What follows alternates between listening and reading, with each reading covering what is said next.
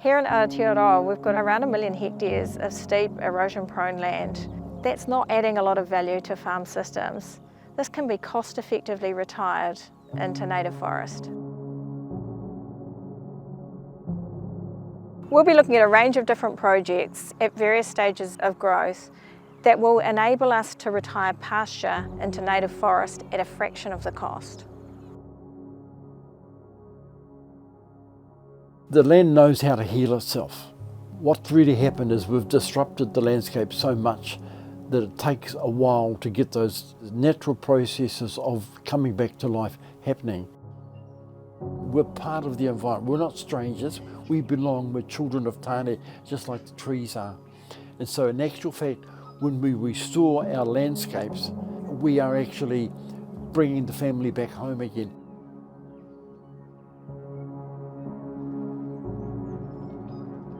The first of our forests to be burned were the drought-prone lowland areas during early Māori settlement. The wetter forests disappeared rapidly after European arrival. They were burnt, logged or bulldozed and replaced with pastoral farmland and pine trees. A few rare gems have survived thanks to public campaigns. To protect our water, soil and biodiversity, we need to retire most of our vulnerable landscapes, steep hill country, riparian margins and wetlands. This is what it could look like if we retire 1.5 million hectares of identified steep, erosion-prone land back into native forest.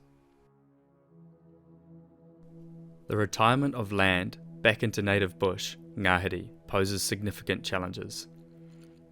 Any successful restoration project addresses these key points: the propagation and supply of locally sourced native trees, weed and browsing mammal risk assessment, labour, expertise and resources for weed control, planting and animal control, and affordability. What are the cost-effective ways to achieve your goal? This film is to demonstrate an alternative, low-cost method of native forest establishment which uses mainly manuka and kānuka as a nurse crop to kick-start the natural reversion process and then simply allow time for Papatuanuku, Earth Mother, to continue the gradual healing process back into magnificent Aotearoa ngāhere. We have named the following method Tīmata, which in Māori translates to beginning or kick-start. Let's take a look at how this natural reversion process works. This is a really good example of a nursery crop in its final stages. So the nursery crop we're talking about here is kānuka. The kānuka are now about 20 to 30 feet high. They're roughly 25 years old, and they've set themselves in a spatial distance of around 2 to 3 metres, which allows diffused light to come into the understory of the canopy. And as a result, we're seeing other species coming through. This kānuka reversion site started off with a pretty tough life because it was naturally reverted, but it had stock grazing on it. And those stock were fenced off about 15 years ago. So it's really amazing in that time, with stock excluded, the natural regeneration that's taking place. Just done with no planting, it's just totally natural. This nursery crop is probably getting towards its final stage of its role. And I guess in human terms, this is just like a 3-year-old child. So we're seeing ponga come through, we've got tani kaha, we've got kamahi, we've even got a young rimu just over to the side of me. So the second stage of development of the podocarps are now coming to bear and starting to assert their dominance. Within a lifetime, larger broadleaf podocarp and conifer species begin to assert their dominance, such as the stand of 80-year-old kānuka in the Okura Bush, North Auckland, where we can see tanekaha, kauri and kahikatea coming of age.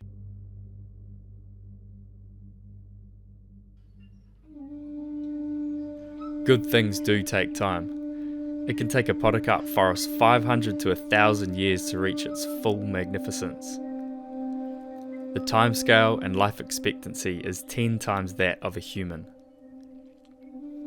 1,000-year-old patriarchs and matriarchs stand tall over 100-year-old teenagers in the forest. Puriora stands supreme among our lowland forests for giant tōtara, tanekaha and other podocarps. The Tīmata method of low-cost nursery crop planting was trialled across various parts of New Zealand around 10 years ago. In order to reduce establishment costs, the trial plots were planted using pine forestry methods, which included planting small-sized forestry-grade Mānuka at a low density of around 1,100 stems per hectare. This took place over 400 hectares at various locations around New Zealand as part of a government-funded Primary Growth Partnership, or PGP project, to test the feasibility of economically establishing Mānuka plantations for high UMF honey production as an alternative land use to farming steep erosion land. One of the largest trial sites was at Lake Tūtera in northern Hawke's Bay.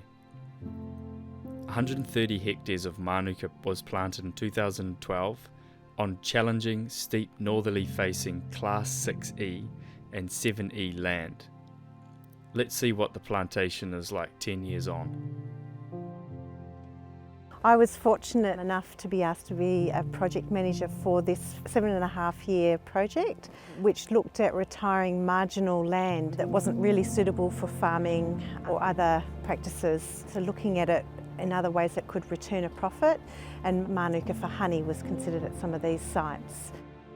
I'm a forester that had spent a reasonable period of my career growing trees, pines, eucalypts, acacias, and we were doing some work for the regional council in this area. They asked us as a little forestry group how we might proceed to try and repatriate the site above Lake Tūtera to try and minimise erosion and improve water quality, but doing it largely with natives.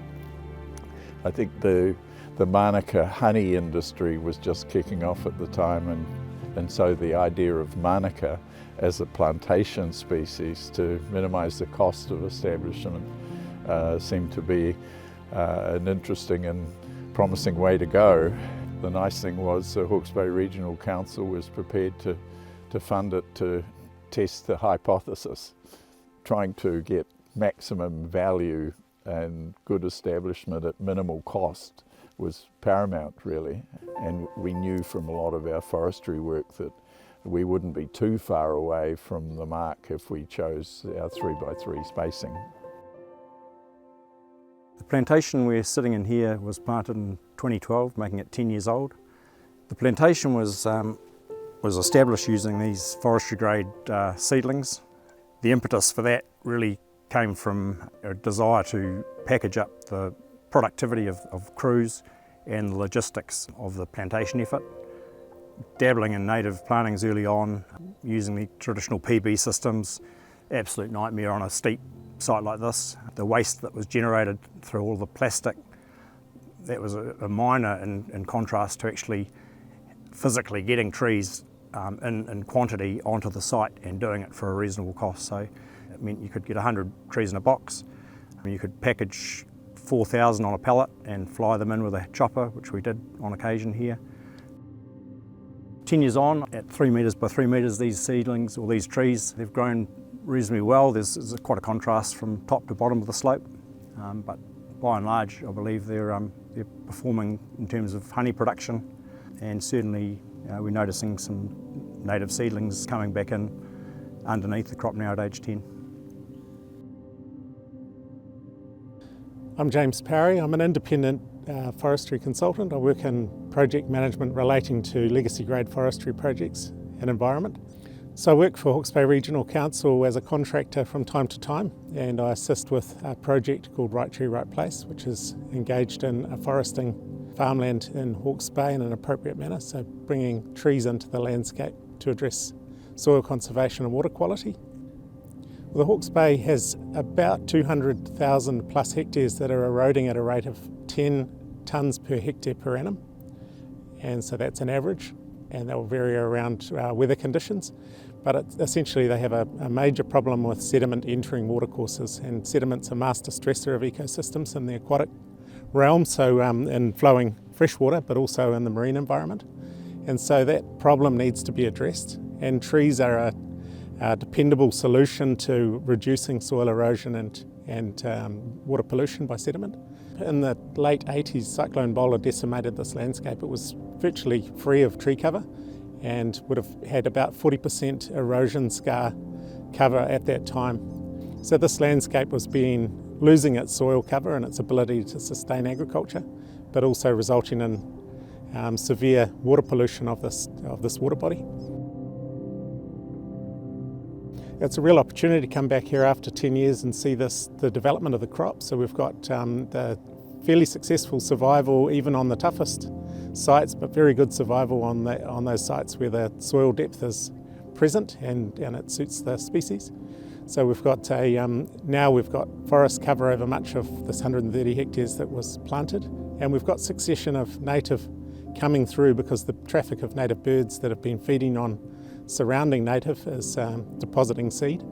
And so we're seeing in here particularly mahui coming through at the seedling stage, and existing fern species are coming through, and a number of creepers, and we'll see development of an understory that will ultimately succeed the manuka. We're also seeing heavy regeneration of kanuka, which is a locally present forest species, and that's probably going to win the battle on these slopes. We end up with kanuka next, and then a succession of understory, and then ultimately the succession into other native species. That's resulting in less livestock presence on these erodible slopes, and so less E. coli and sediment into the waterways leading to the lake. So that should improve lake health in time.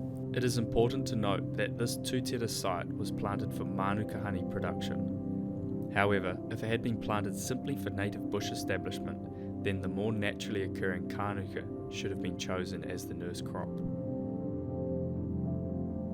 Whether it is for UMF honey production or simply for restoring the natural world, it is important to use local genetic stock or eco-sourced to protect regionally important biodiversity and genetic integrity. Lessons learned from the PGP project prompted some of the people involved to adopt this method for general native land retirement. It has been modified to include kanuka and additional bird-loving colonizer species to assist the natural succession process. A good example of this can be found at Pukekodi Farm in the Bay of Plenty, where since 2016, around 25 hectares of critical source area, riparian, and steep erosion-prone pasture has been retired with forestry-grade nursery crop species. One of the things I'd been involved with was another project around plantation manuka, forestry-grade species. These are little plants about 30 centimetres high. Really cheaply plant them like pine trees. Get them well spaced, around 3 metre spacings, and use that to retire areas for wetland back into repo and that sort of thing. This planting site in Katikati is 6 years old, and what inspired us was what we'd seen in Lake Tūtera, and we chose here the monoculture crop of manuka as a nursery crop, and it's been planted at 3 by 3 metre spacings, 1,100 stems per hectare, which is a lot cheaper than what we'd been using with our high density plantings for our riparian areas. And what we wanted to see the natural reversion process take place, and we are actually seeing that. We're seeing young seedlings coming in, but to hasten that process we've also introduced some enrichment species like this kawa here. A typical tīmata planting mix for dry site might be 50% kanuka, 20% manuka and 30% bird-loving species, whereas colder and wetter sites would change to around 50% manuka and 20% kanuka. High proportions of manuka or kanuka reduce the risk of loss due to browsing damage of favoured broadleaf plants. The choice of broadleaf plants will depend on which species thrive and are natural to an area. The bird-loving tree mix will vary according to site, but are likely to include species such as karamu, mahoi, makomako, fofopaku, tarata, kohuhu, te kauka, and harakiki. Planting spatial distance in most cases is between 2 metres, 2,500 stems per hectare, and 3 metres, 1,100 stems per hectare. 3 metre spacings can be contemplated on more fertile, easy contour sites or adjoining a critical source area or a wetland.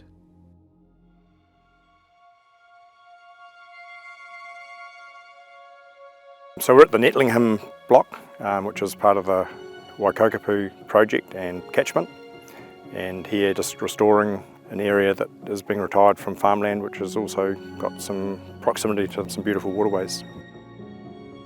So the crew we're using here at Netlingham's have travelled across from Tamarinu this morning, and RAD's Ruapehu Agricultural Development Limited is the name of the business, but they follow me all around New Zealand.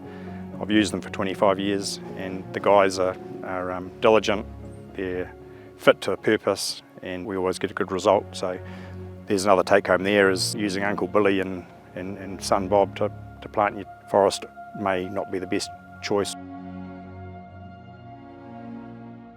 So the basics here to lay the foundations for success with the plantation are pest control, getting rid of all those animals that are going to compromise your trees. Weed control, both your brush weeds, so we've gun sprayed a lot of the honeysuckle, blackberry in advance with met. Then we've come in as a pre-plant desiccation with the chopper and taken the grass and broadleaf weeds out. So we've really got a nice blank canvas to work with. The cycle in forestry in a nutshell around establishing native trees over your summer period is an ideal time to get your fencing done, your tracking done, and you can't underestimate how useful some basic tracking is. It allows your pest control to occur, it allows your tree distribution to occur, and it allows you to actually check on the crop. And your weed control. Weeds are susceptible to spray generally when the leaves are soft and they're actively growing, so springtime for a lot of your weed control. November through to February is great for blackberry and gorse. Your planting window for bare-rooted or containerised crop is winter and the shoulder of spring, so I'd say the 1st of June through to maybe the 30th of September is your ideal or your prime time when your soil moisture is good. Soils are soft, not ideal for the planters, but hey, it's great for the trees. We're using forestry grade seedlings on this project. There's a couple of examples here, a Manuka and a Karamu. These trees pack into 100 per box. They fit straight into a planting frame for planters that are typically involved in commercial plantation work elsewhere. There's no plastic rubbish and waste associated with these as opposed to a PB, and the cost of them is a big plus at around $1.20 to $1.50 a unit versus $3 to $5 a unit for the big PBs. We're planting these at 2,500 stems per hectare, which is 2 metres by 2 metres. Have gone lower at 3 metres by 3 metres or 1,100 versus what typically people are planting the PBs at 1 metre by 1 metre or 10,000 units a hectare, which if you translate that into cost just for the trees alone, it's 30 to 50k just for the trees versus $2,000, $3,000. So a lot more bang for your buck. When it comes to planting on a site, again, just casting an eye over what's in the landscape is kind of the first step. And you'll find, particularly with Kānuka and Manuka, typically Kānuka will grow on your drier, northerly facing sites and do well in that situation. I mean, a lot of people can't even tell the difference between Manuka and Kānuka, but quite distinctly different in what they prefer site-wise. As I say, the Kānuka on those drier sites and your Manuka in your wetter or southerly facing aspects. The other thing, a little like matching nurseries to sites, you also want to match your provenance or your eco-sourcing seed stock to your site. There's no point taking something from Northland and planting it in Southland. Typically those trees will protest, either not thrive or die. So yeah, just eco-sourcing is just another way of layering some more insurance on the success of what you're doing. The growth progression from planting forestry grade at 2 metres and even 3 metre spacing is quite dramatic. If well managed, it can achieve canopy closure within 5 to 8 years of planting. This is demonstrated at various sites on Pukekoti Farm, where we can compare a newly planted area, a 1-year-old planting, 2-year-old planting, 3-year-old planting, 4-year-old planting, 5-year-old planting, and a 6-year-old planting, to give perspective and include beginnings of natural reversion taking place. Natural seedlings of mahoi, kawakawa, karamu, and Riwariwa are now starting to emerge under the 6-year-old canopy.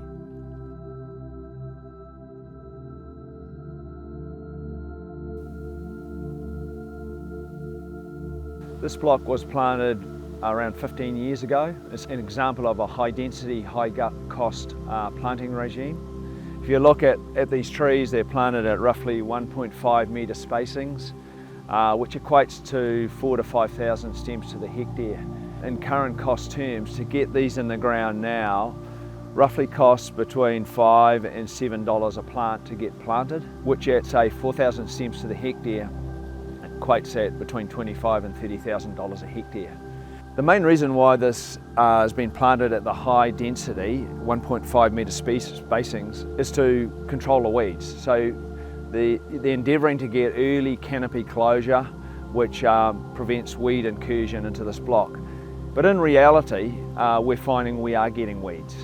We're getting woolly nightshade incursions, we're getting shade tolerant weeds like barberry, which I've got in my hand, Taiwanese cherry, which we're having to come in and deal to. So to ignore the weeds down the track is just creating potential problems. For all of us retiring land, weeds will be an ongoing issue and we have to stay on top of them. When thinking about the long-term survival of your project, it is important to distinguish between competitive weeds that make establishment harder, like blackberry and kikuyu grass, and the ecosystem destroyers, for example, ginger, ivy, climbing asparagus, Taiwan cherry, Japanese honeysuckle. Control of such invasive weeds is absolutely vital, not only to the protection of the site, but to the vicinity.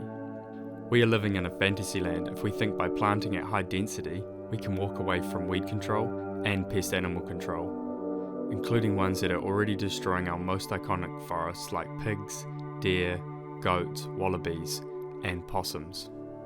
A stitch in time saves 9. We need to invest in solid planning before retiring farmland which creates new habitat for dangerous weeds and destructive animals to proliferate. We need to address the weed tsunami our nation faces. Acting early will save us billions of dollars, require much less herbicide, and will provide a more realistic opportunity to achieve eradications and protect our forests. Undoubtedly, the biggest challenge here was pests, and having been involved in a lot of native plantings, it's something I see time and time again, is everyone focuses on getting the trees in, establishing those, or trying to establish those, but unless you've got a number on your pest species, it's all for nothing. We had a full-time professional here for 4 years. He nailed over 1,000 goats just on this 130 hectares. If you miss that basic, it's all for nothing. There are many examples across Aotearoa where we can see the natural reversion process over time leading to the establishment of mature ngāhere. The planting of a well-managed nursery crop using the Tīmata Method imitates this natural process.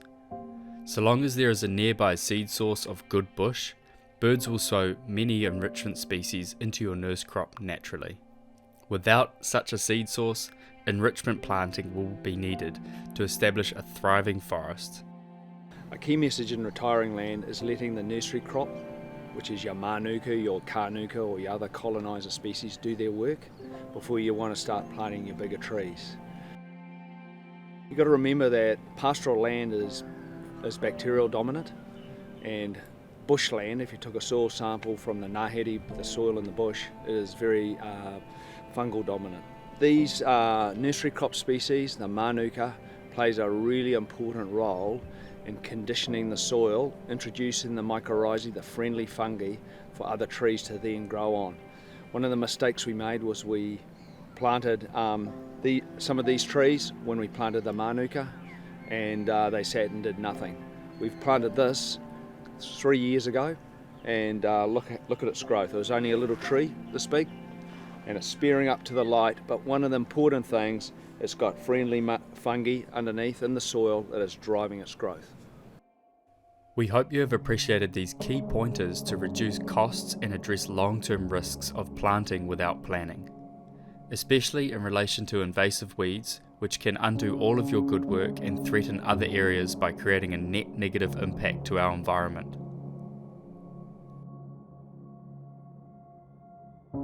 The key learning really for me was taking a tried and true approach of forestry techniques and applying them not just from radiata pine and for Manuka, but looking at other native species that would create a ngahere a lot quicker and more efficiently and cost effectively for landowners. This has been a really successful project to be involved in, and the results are fantastic. Coming back after 10 years to see what's been achieved, and the learnings that we've had here at Tūtira can be applied elsewhere just by the success of Manuka in a survival sense. If you're up around that 90%, the war's virtually won after 24 months, and then you can do a whole bunch of things in terms of shutting the gate, encouraging birds into the area with the lucernes or feed trees.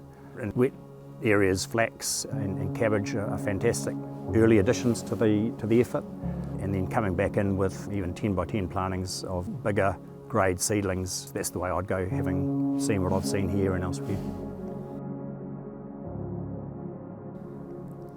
Yes, so this is a remarkably encouraging project in the sense that it's demonstrated that forestry grade seedlings can be brought into a roadable landscape and successfully established. So it allows for the establishment of native forests at the cost of $2,500 to $3,000, all going well with your pest budget.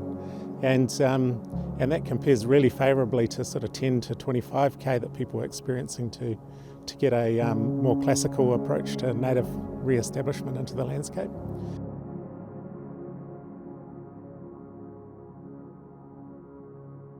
So we took out at least 20% of the farming area out of grass and put it back into native. And surprisingly, our total profit has gone up. So that means we're getting higher profit from a lesser area of land, and that just shows that those bits of land that we've taken out we're running at a loss, the farming business. For us in New Zealand, the whole New Zealand economy depends on the wellness of our land. So isn't looking after our land the most important thing we should be doing? The second thing we've got to remember is we're not the masters of the universe. So we know more about this land than Kauri trees or tōtara trees. Man, they've been here for 100 million years, and yet we think, I know more about it than you. These trees and plants and birds and insects and microbes, they're all senior to us. Their life began millions of years before us. Our job as humans, really, as the youngest of Tane's family, is to make sure all the connections are in place. And that's why we plant up the areas that are too steep to put cows, because in actual fact, those steep areas hold the water, hold it all together, all contributing to the wellness of the place. So we just got to stop thinking that we're so important. Landowners across Aotearoa are being encouraged to retire significant areas of marginal pastoral land into trees.